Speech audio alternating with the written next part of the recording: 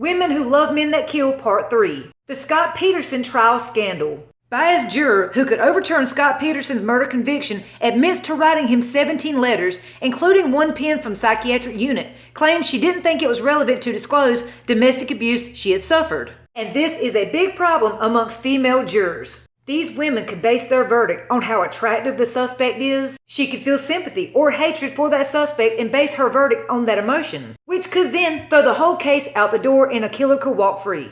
Or an innocent man could be put in prison because she's basing her judgment from her emotion. All because they did not get a fair trial. Rochelle helped convict Scott Peterson of unaliving his pregnant wife, Lacey, and unborn son, Connor, on Christmas Eve 2002. During the jury selection process, she failed to disclose that her boyfriend was convicted of assaulting her and that she was granted a restraining order. She also admitted the fact that her boyfriend's ex-girlfriend harassed her while pregnant. She testified Monday at a hearing that will determine whether Peterson is granted a retrial due to juror misconduct.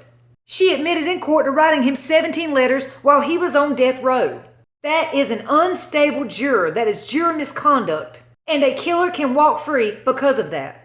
Cases have been thrown out because of stuff like this. Now, because this juror seems unstable, Scott Peterson's legal team is banking on this. Rochelle's participation in Peterson's conviction is at the center of a retrial bid sought by his legal team, who have also contended that she admitted crucial details about her past as domestic abuse survivor during the jury selection process. Her behavior during Scott Peterson's trial could see Peterson granted a retrial. And then the court asked her, "Did you have a bias against Mr. Peterson?" She said nope. Then they followed up with, "Did you decide the case based on just the facts, not preconceived notion?" She said absolutely. "But we don't believe that because she wrote him 17 letters, one from a psychiatric unit." So Scott Peterson could get a retrial in the future. This is why it's so important for the court to do background checks on the jurors. And that's why it's even more important for jurors to be honest with the court about their past. You can't send one predator to judge a suspected predator. You can't send an abuse victim to judge an abuse suspect. It's the law that everyone gets a fair trial, but that doesn't always happen.